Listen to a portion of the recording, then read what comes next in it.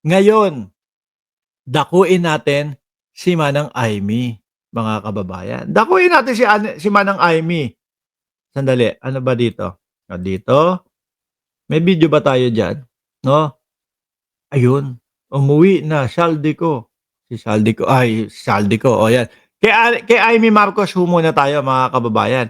Kasi may pinost si Manang Aimee doon sa kanyang social media. Oo, ayan o, "Bongbong!"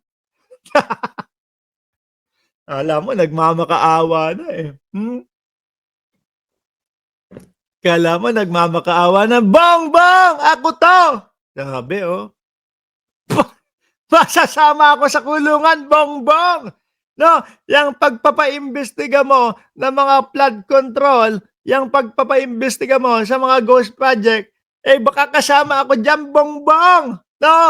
Kaya, "Bongbong, ako 'to." Kung ano-ano na ang nakikita mo, ading. Ayos. May paghahalusinasyon pang naiisip si Manang Aimee, baka kayo diyan 'yon. Nakakakita kayo na nagpupulburon kahit wala naman, 'di ba? "Patunayan mong mali ako, gusto kong mali ako," sabi ni Manang Aimee. Tingin pa lang dun sa sinamahan mo pa lang, madam, wala ng kakuwenta-kuwenta, 'di ba?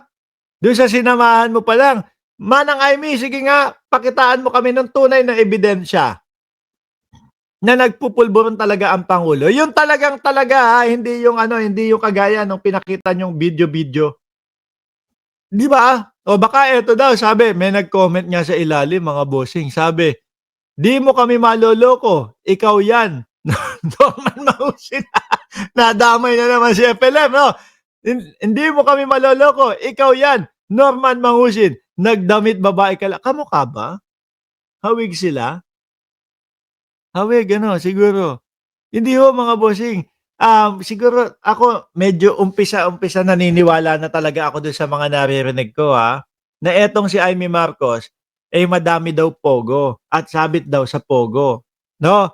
Yun po yung mga umiikot na, balita na kaya siguro na 'pag pinagtagni-tagni natin, siguro mga kababayan, kaya nagkakagano'n si Senador Imee Marcos. Kasi mukhang sasama siya doon sa mga ano, sa mga makukulong bago magpasko. Yan po ay sabi ni Boying Remulla. Siguro iniisip niya na, "Ah, ikaw, ano, ikaw Ferdinand, ikaw, Bongbong, alam mo na sangkot ako doon sa mga flood control, sa mga ghost project, Hindi mo iniisip na magkapatid tayo, Tinuluyan mo pa din, O sige ganito, 'wag na din 'no, tuluyan na, sabihin ko, siraan na din kita sa pamamagitan nung mga pulburon-pulburon video nilang, ano, sinasabi, 'di ba? Mga kababayan, gano'n lang 'yun, eh. Si Pangulong Bongbong Marcos walang kapakapatid kasi kung meron kang, ginawa na mali sa batas, kung dapat kang imbestigahan, mga bossing, eh, iimbestigahan ka kahit kapatid ka pa. 'Di ba? Kay Imee Marcos naman walang kapakapatid, kahit maninira na, "Sirain kita, bahala ka, nagdodroga ka o ganito, et cetera." 'No? Eh, kasi naman ikaw, tinutuloy mo pa yung investigasyon diyaan sa mga flood control, eh. Kasi naman ikaw, Bongbong, pinatanggal mo yung mga pogo. Alam mo naman na may mga ilan daw pong pogo si Manang Imee. Sabi ni Pebbles Salakero, parang 3 pa yata yung binabanggit. Eh, kapagka ho gano'n, mga bossing, laki ng kinikita do'n sa pogo yata, eh. Oh, 'di ba? Ngayon, ang sagot ng Pangulong Bongbong Marcos ukol po diyan kay Manang Imee, mga kababayan, ay eto ho, 'no?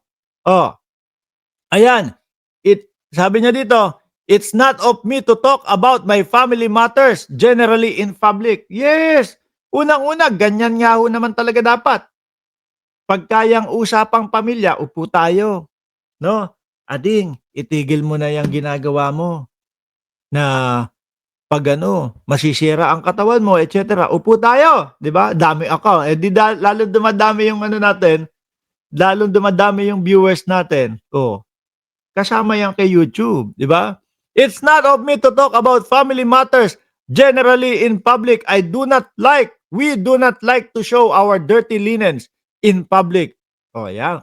Kaya siguro kahit na may masasabi siya kay Imee Marcos, hindi ko na para sa inyo ipangalandakan, hindi ko na para sa inyo ipagsigawan yung katarantaduhan ni Amy Marcos. Kami na lang yun. Doon na lang sa loob ng pamilya namin yun. Di ba? I'll just say this much for a while now. We've been very worried about my sister, Senator Amy Marcos. No? When I say we, I am talking about friends and family. Kung makikita ho natin mga kababayan, yun pong mga inilalabas na mga family pictures po ni Pangulong Bongbong Marcos. Oh, nung si First Lady Lisa Araneta Marcos, kumpleto ho lahat eh. 'Di ba? Kumpleto po lahat mga bossing. Oh, kasama si Madam Imelda. Kasama yung sino pa ba? Oh, yung mga kapatid ni Pangulong Bongbong Marcos. Lahat. Ang wala lang doon mga bossing eh si Amy Marcos. 'Di ba? Si Amy Marcos lang ang wala doon. Sabi ni Ma'am Neng, Gigi, Mark, yung hanap mong DDS supporter nagkalat ngayon. Ay, okay lang sila. Diyan lang sila. No?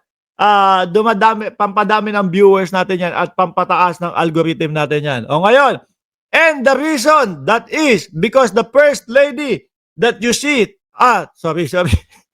And the reason that is because the lady, no, that you see talking on TV is not my sister.